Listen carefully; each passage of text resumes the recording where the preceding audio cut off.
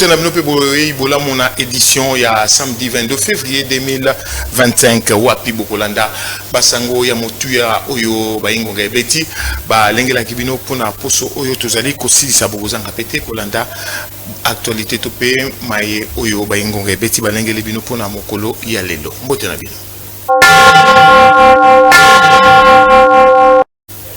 Mokolo alendi baingonga ebeti batalisa kibino ndenge tata mokonzi ekolo Félix Antoine Tshisekedi Tshilombo kolandisa mana situation sécuritaire na est ya Congo démocratique akambaki réunion moko sécuritaire elongo na ba ministre concerné pe ba membre ya topé commandement ya armée congolaise pe bolandaki ndenge braquage moko esalema kitopé miyibi ba kibongo koyiba na mandoki na 12h na seyambula nzinga ya rond-point Huileri na balabala des Huileri bolanda na kotalaka situation ya ekolo Congo démocratique o ezali ko senga ko agir na urgence tata mokonzi Félix Antoine Tshisekedi Tshilombo na qualité na ye ya commandant suprême ya ba FARDC à la police akambaki mokolo ya samedi 15 février 2025 na cité Union africaine réunion moko ya crise na o etali situation sécuritaire na est ya Congo démocratique. Tata mokonzi pe baebanso bazalaki na réunion yango batalaki bongo évolution ya opération militaire na partie est ya Congo démocratique pe ba défi humanitaire oyo ezali bongo kozela bango batalaki lisusu ba stratégie militaire ya kotia en place na ngambo ya ba FRDC pona ko stopper makambo ya somo oyo armée rwandaise azali kosala elongo na bana na ye ya ba M23 pe ya AFC ngonga ebeti.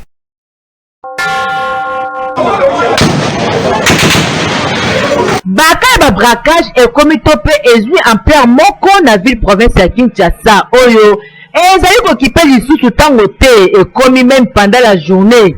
Lokola scène ya braquage moko euti kosalema en plein midi ya lelo lundi 17 février 2025 sur Huileri na seyambula muke oyo ebetaki.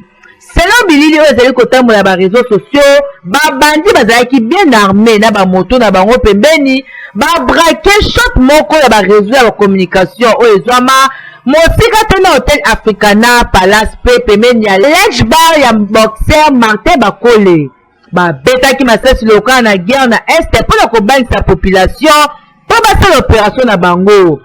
Na bobimi na bango après opération mbuma ebetamaki lisusu pe bazwi ba moto na bango bakei sake batungisa bango botala ndenge elekaki.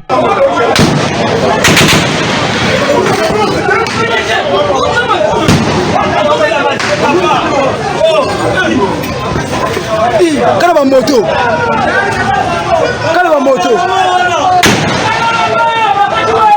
ngonga ebeti.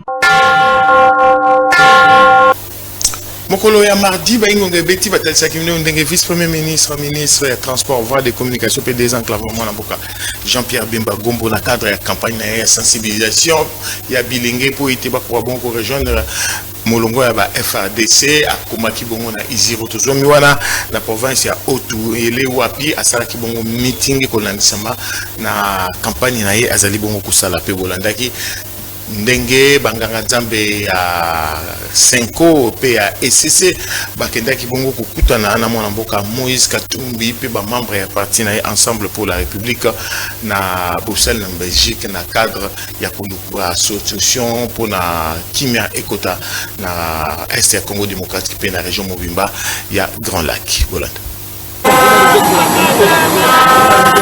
Azali kokoba na campagne na ye ya komobiliser pe kosensibiliser bilenge face à agression rwandaise.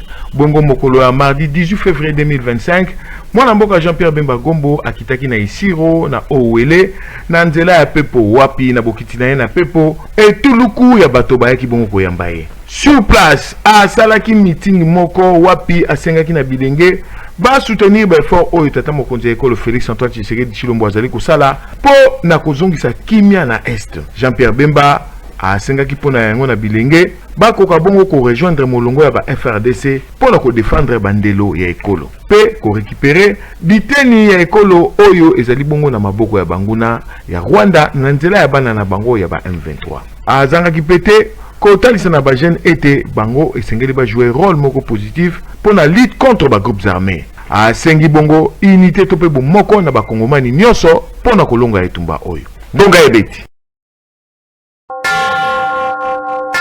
toza ko saluer initiative ya banganga nzambe initiative des pères de l'église pe toza ko encourager bango nous les bakoba na ba consultation on va parler déjà leur consultation na tango oyo makila ya bakongolais ezali kosopa le sang des Congolais coule.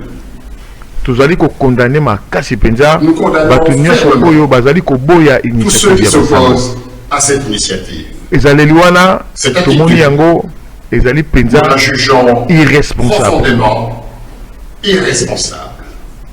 ntango nyonso chaque fois babengaka bato mpona kimia mpona bomoko mpe kovivre ensemble mpe kobongwana Moïse Katumbi répondra toujours présent ayaka wana abandaka osala bongo et il le fera encore sans faille. Ensemble pour la République et bandako ya pe et assumer la responsabilité na nyonso pour l'intérêt supérieur de la nation. À la suite, na sima ba consultation oyo tozali na espoir que nous avons l'espoir makambo ya sika pour la République démocratique du Congo ekoya démocratique du Congo. Kaka ndenge tosalaki na bato mosusu toye lelo kokutana na bandeko ya ensemble pour la République po ete to expliquer bango mai oyo biso toza nango ya projet na biso oyo toza nango na maninga na biso ya ECC biso 5 oyo babengi pacte social mpona paix mpona bien vivre ensemble ezalaki mpe occasion mpona biso to expliquer yango ndenge nini tokosala ezalaki mingi occasion mpona biso toyoka bango mpe tozwa mpe makanisi na bango par rapport ya proposition oyo biso tosali mpe bayokaki biso mpenza mpe bapromettre biso ete baopesa biso cahier de charge na bango mpe na suka ya tourne tozali na yango tosala synthèse mpe nyonso oyo tokokanga tokotalisa bino boyemboka.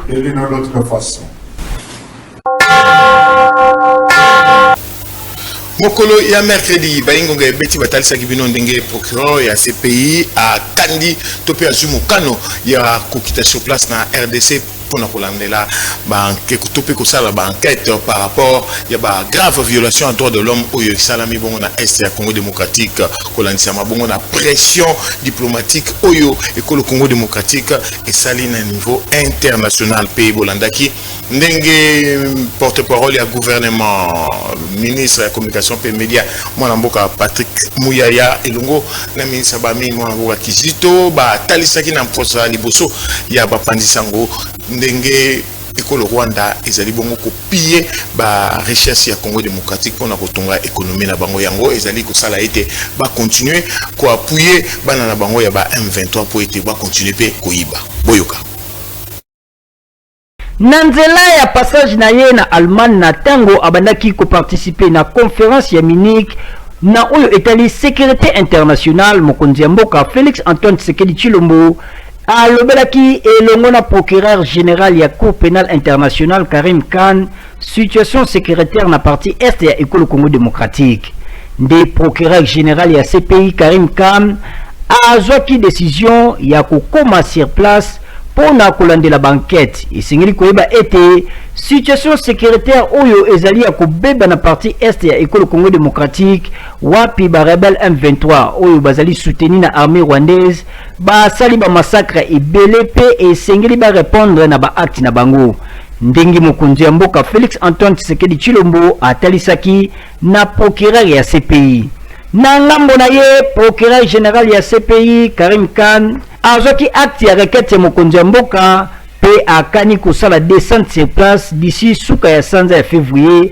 pona kolandela banquette ya bacrime oyo esalemi na est ya ekolo Congo démocratique. Karim Khan akoprofite na baséjour na ye na ekolo Congo démocratique pona kosala point na situation pe kotinda ba investigateur ya CPI kosala malamu na sujet ya ba présumé ya bacrime ya ba M23 AFC pe ba force rwandaise. esengeli lisusu koyeba ete biro ya procureur général ekoti déjà na mosala mpona kotia justice mpona bacrime internationaux baenquête indépendante mpe bapartenariat ya lolenge na lolenge na baparti nyonso oyo ezali impliqué na conflit ya este ya ekolo Congo démocratique. Ngonga ebeti bitumba oyo bazosala biso eza bitumba mpona koyiba nkita oyo ya biso. Lelo tosali démonstration ya circuit boni Rwanda baza na pauli na se ya mabele na bango te. Ndenge nini bango bakoma kobima producteur nango na Afrique basalela ngo même raffinerie. Lelo ministre alakisi ba chiffre awa bakomi na ba milliards na 2026 bakoma na ba 2 milliards et lakisi c'est presque ou plus de 50% ya budget na bango oyo bazozwa na moyibi ya nkitao ya biso yango nde bazosala biso bitumba mbongo wana baza koyiba eza mbongo ya biso nyonso 100 millions de Congolais parce que na mayele oyo président de la République atia na mesa na musala oyo ndeko Kizito azosala wa na ndenge mama Sumino alandelaka yango mikolo nyonso elakisi ke biso tozo boucher ba circuit nyonso oyo mbongo il faut zongela ba Congolais bimaka yango ayebisi bino ya biso tosala DRC Gold Trading tosala oyo ya biso compagnie ezalaka na kombo primaire ayobi na 2022 je crois ou 2021 to produisaka kaka 49 kilos ya or 49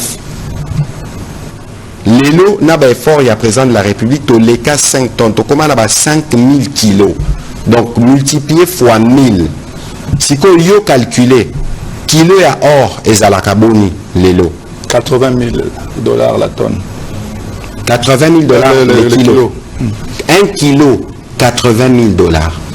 Siko bango na Rwanda na moyibi o bayibaka na basiko bacha na Congo bazalaka na 800 kilos par jour. 800 kilos par jour. Siko sala 800 fois 80,000. Et puis sur combien? 640 millions ou 64 millions. Bon ça la calcul. 64 millions par jour. Au bazoyiba. Wane etali kaka or. Siko so koti na o etali ba coltan, ba wolframite, na ba ressources mususu, collègue atangia ba cassiterite. Yango bazo sala biso bitumba. Donc bozoyiba biso, bozo boma biso et na kati wana eza pe na ba Congolais ba koti pe kopango. Mais to yebi ndenge kusula parce que zambala liboso te. Yango na bitumba oyo biso nyonso il faut to telema. Eza bitumba ya président Félix Antoine Tshisekedi te. Eza bitumba ya biso nyonso ba Congolais. Mokolo a jeudi baingo ngebeti batalisa kibino ndenge ministre d'état ministre ya ba affaires étrangères Thérèse Daikwamba Wagner azoki bongo maloba na réunion ya conseil de sécurité na New York mokolo ya mercredi pona ko senga lisusu ba sanction contre ekolo Rwanda o ezali bongo ko agresser Congo démocratique pe bolandaki ndenge vice premier ministre ministre ya intérieur sécurité décentralisation pe ba faire coutumièrement na mboka Jacquemin Chabani a Mbaki bongo réunion moko na Kinshasa pour la situation sécuritaire na est ya Congo démocratique pe awa na Kinshasa wapi azalaki na gouverneur ya ville province ya Kinshasa mwana mboka Daniel Bumba pe bakambi ya armée pe mapinga ya la police. Hollande. Monsieur le Président, ce Conseil doit intervenir. Le Conseil ne peut se contenter de rester silencieux face à ce drame. Il ne peut pas se cacher derrière des déclarations d'intention. Le moment est venu de faire respecter les principes qui définissent cette institution, la paix, la sécurité, le respect du droit international. Le droit international est universel, il s'applique à tous. Même s'il faut aspirer à des solutions africaines, on ne peut pas rester les bras croisés lorsque des civils sont tués. Ce n'est pas la solution, et c'est en tout cas pas une solution africaine. Nous réitérons qu'il y a urgence à prendre des mesures. Nous exigeons une action immédiate. Le Conseil de sécurité doit tout d'abord exiger que le Rwanda cesse les hostilités, il faut exiger le retrait des troupes rwandaises du territoire de l'RDC. Ces forces ont foulé au pied le droit international, entraînant dans leur sillage la mort, la dévastation. Elles ont violé notre souveraineté. Leur retrait n'est pas négociable. Ce retrait est impératif. Deuxièmement, le Conseil de sécurité doit imposer des sanctions ciblées, notamment des gels d'avoirs, des interdictions de voyager pour la structure de commandement des forces de défense rwandaises, ainsi que les décideurs politiques qui sont responsables de cette agression, y compris ceux qui prétendent ne pas savoir où se trouvent leurs propres troupes. Il y a des milliers de soldats rwandais qui dirige les opérations du M23 dans notre pays, alors que le président du Rwanda se contente de nier et d'affirmer « je ne sais pas ». Mais vous, les membres du Conseil, vous savez, nous savons tous, les survivants qui ont dû enterrer 4000 corps à Goma savent, et à Goma, ces tombes portent un témoignage. Troisièmement, le Conseil de sécurité doit imposer une interdiction totale sur l'exportation de tous les minerais depuis le Rwanda, notamment le coltan et l'or, pour mettre un terme au pillage de nos ressources. La RDC a pris des mesures. Un certain nombre de sites miniers ont été identifiés, notamment à Rubaya, car depuis ces sites, le Rwanda exporte de façon illégale tous les mois 150 tonnes de coltan. Mais ces mesures ne sont pas suffisantes. Tant que le Rwanda pourra piller nos ressources en toute impunité, cette guerre continuera. Quatrièmement, le Conseil de sécurité doit immédiatement révoquer le statut du Rwanda en tant que pays fournisseur de contingents pour les missions de maintien de la paix des Nations Unies. Un pays qui assiège les bases de la MONUSCO, qui cible les avions de la mission, qui lance des attaques meurtrières contre les casques bleus, qui par la suite utilise le rapatriement de casques bleus décédés en temps qu'outil de négociation, ce pays a foulé au pied les principes du maintien de la paix. C'est une contradiction qui sape la crédibilité même des Nations Unies. Le statut du Rwanda doit donc être révoqué sans délai.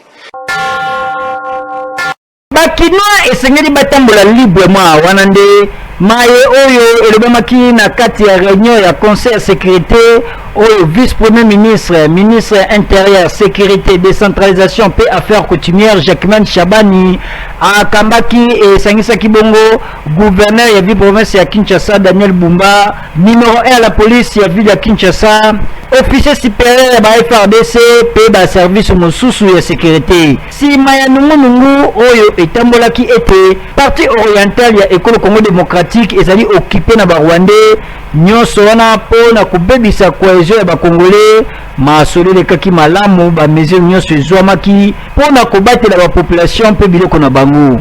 Na bobimi ya réunion, premier citoyen ya ville province ya Kinshasa Daniel Bumba Lubaki abetisaki ngonga boye. La ville de Kinshasa est stable, nonobstant quelques faits bénins signalés, de braquage, puis voilà, des infiltrations non autrement identifiées, mais les enquêtes se poursuivent pour que ces malfrats soient déférés devant les instances judiciaires. Bongo na oyo etali ba présumé braqueur oyo ba kangaki mikoleleki patron ya ville province ya Kinshasa atalisi ete banquete ezali kosalema pona kokanga bamosusu oyo batikali po ba répondre na justice. Il s'est propagé beaucoup de faux bruits, beaucoup des alertes fausses qui a essayé d'instaurer l'intoxication sur justement les orientations du vice-premier ministre de l'Intérieur pour presser la population de ne pas céder à la stigmatisation, à la division de nos communautés.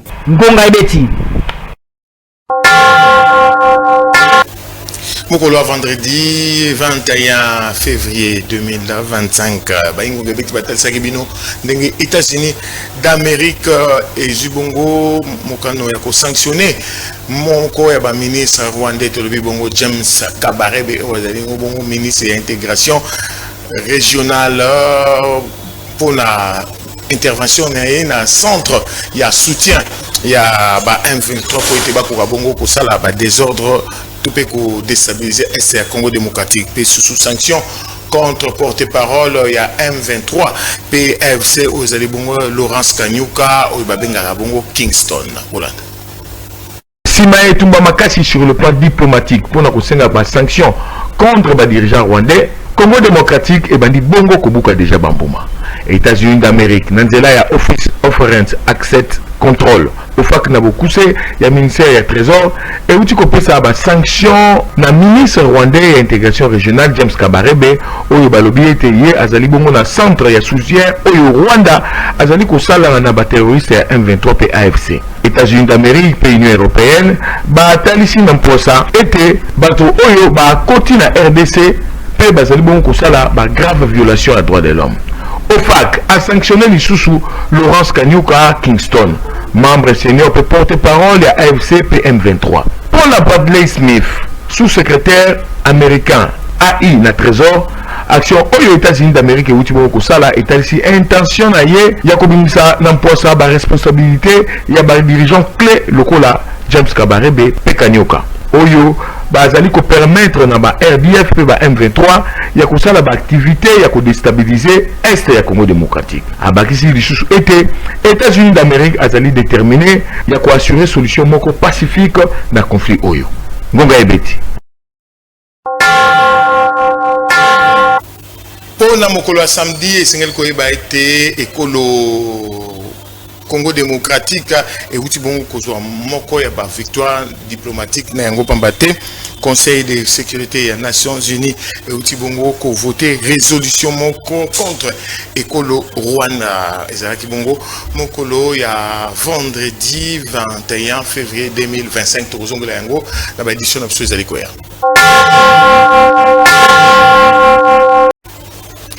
Tata Mokonzi Ekolo, Félix Antoine Tshisekedi Tshilombo, Akambaki Bongo, réunion à conseil de ministres Mokolo, il y a vendredi 21 février 2025. Patrick Mouya, porte-parole du gouvernement, Abetingonga, Nassima et réunion yango.